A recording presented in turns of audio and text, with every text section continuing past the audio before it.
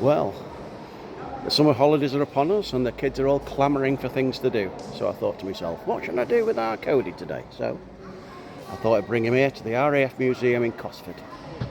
Look at this beauty.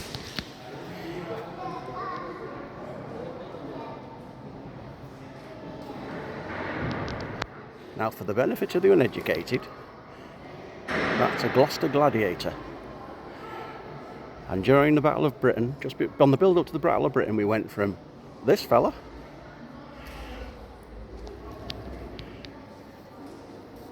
to this fella. Now that's what you call an upgrade. But then again, you have to upgrade really, because you can't really go with one of them to take on one of these. Look at that.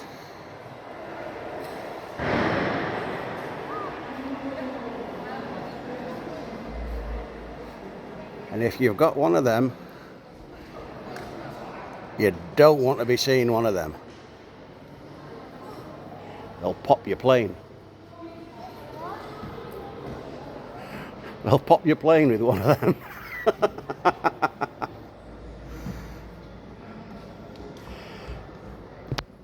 So behave.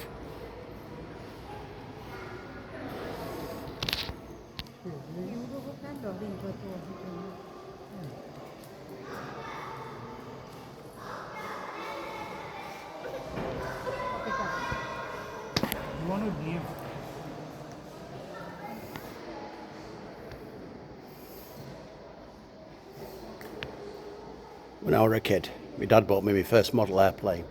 It was one of these, a Wellington, designed by Barnes Wallis, genius of a man. Anyway, I just thought they've done this one. They've took rear turret off, so that's the armament. So they took the rear turret off, so you can see up the inside of the geodetic structure of the inside, which made the aircraft light but strong. So there's the inside of a Wellington.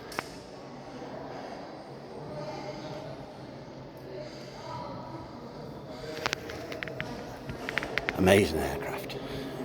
While we were on about the rear gunners of the Vickers Wellington, the lads that sat in these puppies, when me and Giz were at school, our metalwork teacher was a guy called Mr. Taylor, Metalwork Taylor we called him, and during the war he was a rear gunner in the old Wellington. Amazing, eh? We're not that far away from history. There's no kids at school nowadays who say, yeah, our metalwork teacher was a rear gunner in a Wellington. But I had one, and so did Giz. I can't help it, I've got to, I can't not. Here's one for our American cousins. You build yourself a fighter, and you think you've cracked it, you think, yeah, I've got a bloody fighter here. So you make it all flash and hurry and smash and great, and you're right, what name should I give it? And you think, what sounds good, strong and powerful? You call, I know, I'll call it a Mustang P51. It sounds scary. And then you get it up in the air and it's shite. It's got a good airframe, but it's well underpowered. So do you know what you do? You say, excuse me, England, we know you're the best airplane builders in the world at this time. Can you help us with this Mustang? And the British guy says, here, lad, pop one of them under the hood. The Merlin engine, that'll see it right. And you know what? They did. They put one of them under the bonnet and it came all right. Not as good as a Spitfire, mind. I'm not going to give you that. So Hitler woke up one morning, wiped a tear from his eye and said, I'm losing the war. What am I to do? So his scientist said, yo, Adolf, give us some brass and we'll invent a big bomb to defeat the English. So he said, I'll give you some money to beat the English. So they went away and they built a shed load of these and fired them at London. The V1 Doodlebug. But it didn't win the war fast enough. So Hitler said, hey scientists, I want a bigger bomb to win the war quicker. So give us more money, we will make you a better one. And then they built this one.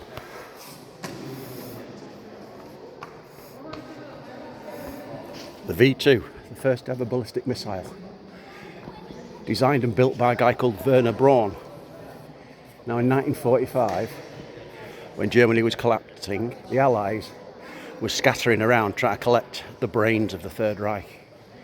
And anyhow, Werner von Braun, the Americans got hold of him, shipped him over to America and said, right, you're working for NASA now. And there he was, built Saturn V. This is where he started. Yeah, von Braun's apprenticeship. Every day's a school day. Told you, every day's a school day. Behold, the Focke-Wulf 190, quite possibly Germany's greatest fighter aircraft. Pretty good. In fact, I'd go as far as to say, not bad at all. But if you want to see a real winner, this is where the big boys live. De Havilland Mosquito.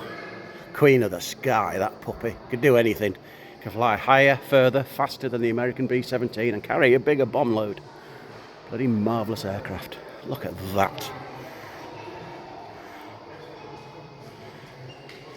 And then over here, we've got the second best plane in the war.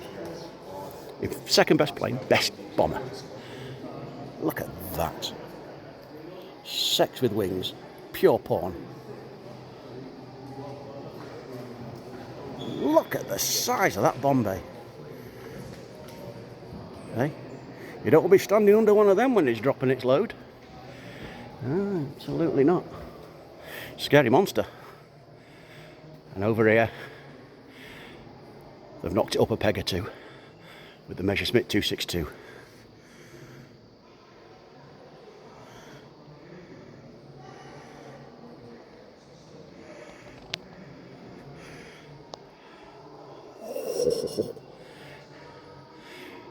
Good, but too late. Sorry, Adolf, too late with this one.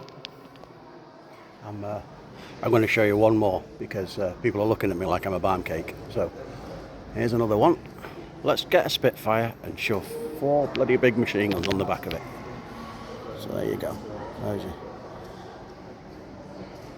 Spitfire, and they've shoved a gun turret on the back, thinking more firepower will do the job, but unfortunately it cocked up the characteristics of the aircraft and it wasn't nimble enough and it used to get a good tatering. But I did see that gun there. I did hear a story of a German fighter came up behind one of these Paul Defiants and the rear gunner couldn't depress his guns enough to take a pop at it. So he told the pilot to flip it on its head. So the aircraft turned upside down like that and then he shot up, but then in reality he was shooting down. And he took out the German. Clever stuff. Defiant. Eh? There you go. Every day's a school day. Just found another splendid example of a German plane popper. The unsung hero of the Battle of Britain.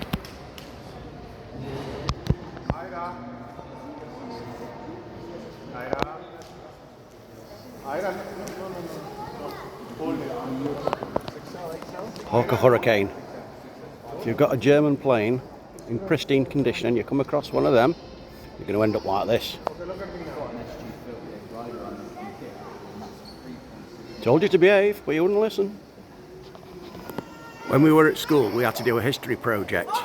Giz did his on fighters and bombers of the Second World War, and he did a big piece on this particular aircraft, the Junker 88. And I'll always remember in his history book, he had a big pencil drawing. Oh shit! Just fell over a bloody display. So he had a big pencil drawing of one of these.